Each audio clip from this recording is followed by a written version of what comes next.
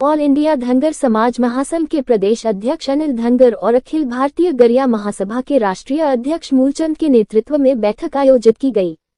जिसमें मुख्य समिति के पदाधिकारियों की घोषणा की गई। समिति में सर्वसहमति से अध्यक्ष पद पर गोपाल धनगर को अध्यक्ष बनाया गया, वहीं महिला बिग की अध्यक्ष अर्चना यादव धनगर को घोषित किया गया।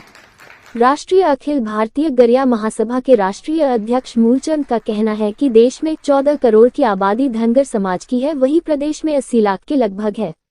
केंद्र सरकार द्वारा जातिगत जनगणना करने की घोषणा किए जाने के बाद सभी उपजातियों को धनगर जाति के तहत अपनी जानकारी देने का आह्वान किया जा रहा है,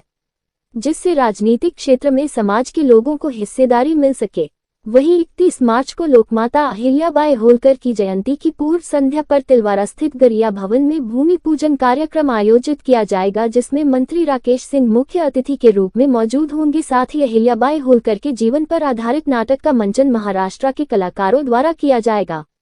वहीं प्रदेश अध्यक्ष अनिल धनगर का कहना है कि मुख्य समिति के पदाधिकारियों को दायित्व सौंपा गया है, जिनका स्वागत कर समाज को एकजुट करने के साथ शिक्षा स्वास्थ्य का लाभ समाज तक पहुंचाने का संदेश दिया गया है। प्रदेश अध्यक्ष बनने पर पहले समिति का गठन समाज के हितों के लिए किया गया है। ऑल इंडिया धनगर समाज महासंघ, जिसका मुख्यालय दिल्ली में है और भारतवर्ष के अंदर विभिन्न राज्यों में निवासरत लगभग 12 करोड़ के आबादी के बीच धनगर समाज के सक्षम प्रतिनिधित्व के लिए और उनके उत्थान और उन्नयन के लिए भारतवर्ष के विभिन्न प्रांतों में और विभिन्न जिलों में अपनी समितियों के माध्यम से कार्य कर रहा है। अभी विगत दिवस 13 अप्रैल को भोपाल में प्रदेश अध्यक्ष का चुनाव हुआ, जिसमें मुझे प्रदेश का अध्यक्ष बनाया है। उसके पश्चात मैंने सबसे पहले अपने गृह नगर जबलपुर महानगर से इस चुनाव की प्रक्रिया को शुरू किया है। आज जबलपुर महानगर ऑल इंडिया धनगर समाज के मुख्य जो है समिति, उसके चुनाव प्लस जो है महिला विंग के चुनाव कराए गए। उसमें सर्वसम्मति से श्री गोपाल पाली धनगर जी, जो कि सरकारी गांव घम्मापुर निवासी हैं, उनको अध्यक्ष नियुक्त किया गया और उनका गर्मजोशी से यहाँ स्वागत किया गया। साथ ही जो है श्रीमती अर्चना यादव धनगर, जो कि यादव कॉलोनी निवासी हैं, उनको महिला विंग का अध्यक्ष बनाया गया और इनके मार्गदर्शन में हम जो है जबलपुर महानगर में धनगर समाज को तेजी से आगे बढ़ाकर और इनके जो है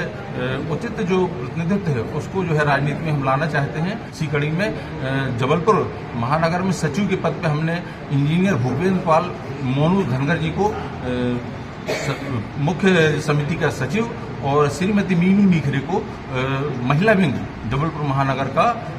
सचिव नियुक्त किया है और हम सब मिलकर धनगर समाज की उत्तरोत्तर प्रगति के लिए तेजी से काम करेंगे और अपने हक और अधिकार के लिए लड़ाई लड़ेंगे। और आज के इस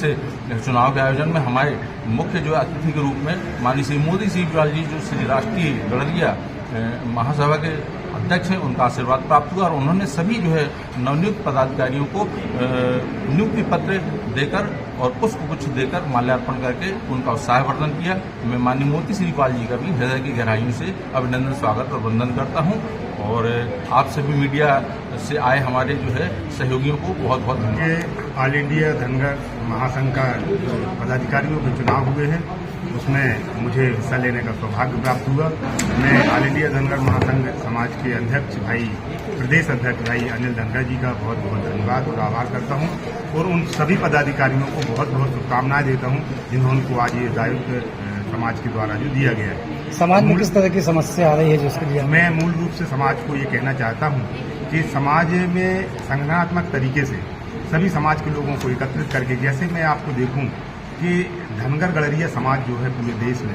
14 से 15 करोड़ की आबादी में निवास करता है।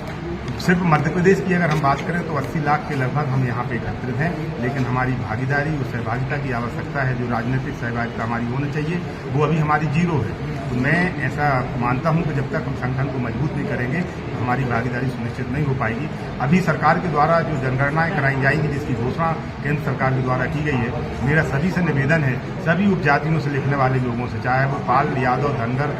गड़रिया, नीखर, पाली, बघेल, चंदेल, जो कुछ भी लिखते हैं, रवारी, गवारी, जो भी लिखते हैं, चाहे वो कुरवा लिखें, चाहे कुछ भी, अलग अलग राज्यों में अलग अलग उपजातियों से समाज जानी जाती है।